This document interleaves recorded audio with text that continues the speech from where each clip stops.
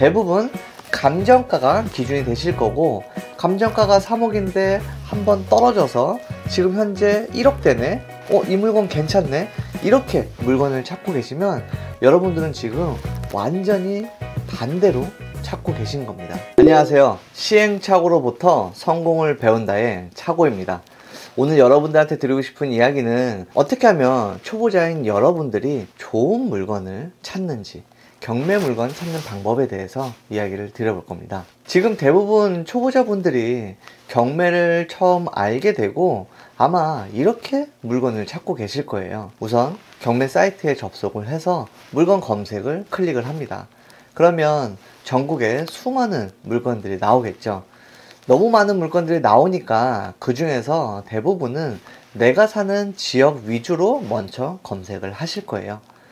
당연히 토지나 상가는 어려우시니까 주택, 아파트나 빌라를 놓고서 우선적으로 보실 텐데, 이렇게 쭉 물건을 보시다 보면 어느 물건은 괜찮고 어느 물건은 패스고 이런 게 구분이 되실 건데, 여러분들은 그 구분을 무엇으로 하고 계시나요? 대부분 감정가가 기준이 되실 거고, 감정가가 3억인데 한번 떨어져서 지금 현재 1억대네? 이 물건 괜찮네?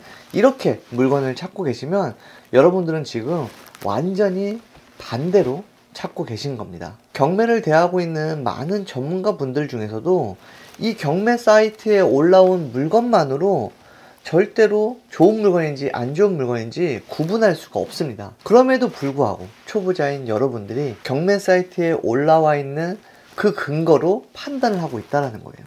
뭐가 기준으로? 감정가를 기준으로. 그런데 경매에선 이런 말이 있습니다. 감정가는 시세가 아니다. 이 한 줄이 굉장히 중요한 의미를 뜻하는데요. 감정가는 결코 아무런 근거가 될 수가 없습니다. 물론 나중에 여러분들이 대출을 받을 땐 감정가를 근거로 대출을 해주겠지만, 시세 파악을 하거나 여러분들이 좋은 물건인지 안 좋은 물건인지 구분할 때는 감정가는 하나도 도움이 되지 않습니다. 따라서 여러분들이 지금 감정가를 기준으로 이 물건이 좋은 물건이구나, 안 좋은 물건이구나 라고 판단을 한다면 전혀 다른 기준을 가지고 물건을 살펴보고 있다는 점을 분명히 아셔야 될 겁니다. 그럼 어떻게 해야 좋은 물건을 알아볼 수 있을까요? 저 같은 경우에는 경매 사이트에 들어가서 물건을 보는 시간은 현저히 적습니다. 근데 여러분들은 지금 어떻게 하고 계시나요?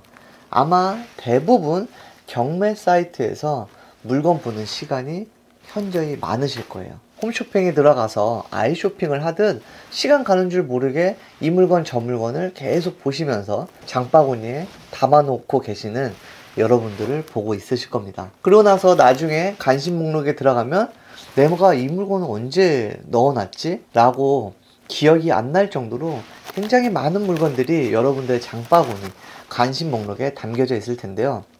그 물건이 정말 괜찮은 물건인지 여러분들이 확신할 수 있으신가요? 여러분들이 경매를 공부하고 있는 지금 순간에서는 부동산을 보는 안목을 키우셔야 됩니다. 그래서 지금 저 같은 경우에는 지역적인 분석을 먼저 하고요. 그리고 그 지역에 맞는 괜찮은 아파트에 대한 분석을 먼저 합니다. 그리고 나서 이 아파트나 이 주택을 사게 되면 이 아이는 빨리 매각을 시킬 수 있겠구나 라는 그 지역과 아파트를 먼저 선정을 하고, 그 다음엔 이 물건이 경매로 나와 있나 해서 그때 경매 사이트를 보게 되는 겁니다.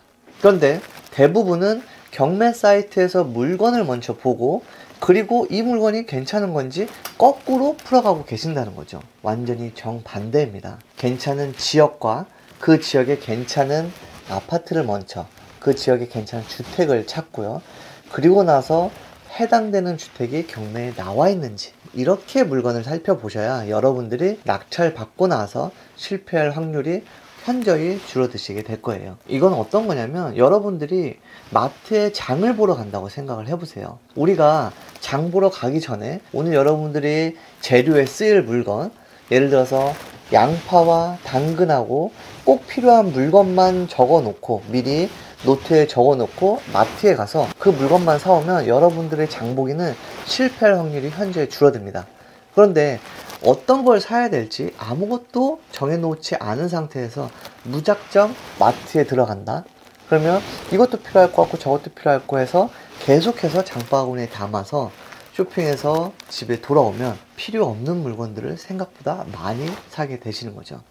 지금 여러분들의 경매 사이트에 담겨있는 장바구니가 바로 그런 형식입니다. 우선 여러분들한테 꼭 필요한 물품이 어떤 건지, 여러분들이 꼭 투자해야 되는 물건이 어떤 물건인지 그 물건을 찾는 연습을 먼저 하셔야 된다는 겁니다. 물건을 먼저 찾는 분들이 하시는 말들이 있어요.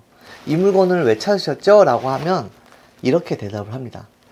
제 생각에는 이거 괜찮은 것 같아요. 네, 제가 이 말을 들을 때마다 굉장히 안타깝습니다. 아이러니하게도 여러분들 생각에 그 물건이 괜찮다면 그 물건은 괜찮은 물건이 아닐 확률이 큽니다. 무슨 말이냐, 내 생각에 이 물건이 괜찮다라고 생각을 하는 건 여러분들의 감의 영역으로 투자를 하고 있다는 건데, 사실상 이 감이라는 건 투자를 여러 번 반복을 해야지 생기는 영역이에요.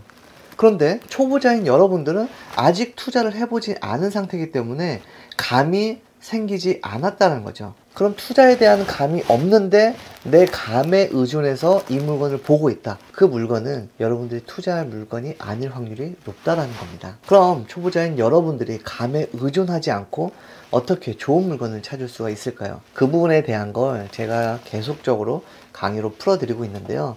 말 그대로 부동산을 보는 감각을 먼저 키우셔야 되는데, 지금 토지나 뭐 다가구나 상가나 이런 부분들은 사실 초보자인 여러분들이 아무리 감각을 키워내려고 해도 키워지기 힘든 부분이에요. 하지만 주택은, 적어도 아파트나 빌라는 여러 방대한 데이터들이 이미 인지에 많이 쌓여 있기 때문에 이 데이터 분석을 조금만 해보셔도 어느 물건이 좋은 물건인지 금방 뽑아내실 수가 있으실 겁니다. 제가 이런 내용들을 가지고 기초 강의로 계속 강의를 풀어내다 보니까 누구는 이 데이터를 가지고 금방 가공을 해서 좋은 물건을 찾으시지만 누구는 너무 힘들어 하시는 분들도 있으세요. 그래서 강의에 대한 내용은 기초지만 이 기초 안에서도 수준이 많이 나뉠 수가 있겠구나 라는 생각이 들어서 이번 상기부터는 아예 1대1로 물건 찾는 것부터 해서 알려드리려고 합니다. 그럼 이런 생각이 드실 거예요. 1대1이니까 가격이 올라가는 거 아니겠냐. 그렇게 가격이 올라가면 여러분들한테도 크게 부담이 되기 때문에 수강료는 기존과 최대한 동일하게 하지만 1대1로 저와 온라인으로 만나서 기존의 물건 찾는 방법은 VOD 형식으로 제공을 하고, 그리고 온라인으로 저와 계속 체크하는 그런 형식으로 3기를 한번 준비를 해봤습니다. 물론 제 입장에서는 조금 더 힘들 수는 있지만 이왕 제가 시간을 내고 가르쳐 드려야 된다면 한 분이라도 제대로 여러분 힘을 키워내 드리는 게 맞다는 생각이 들어서 3기 때부터는 조금 강의 형식을 바꿔보고자 합니다. 여러분들도 입문으로 성장하고 경매로 성공하는 과정을 느껴보시길 바라겠습니다. 감사합니다.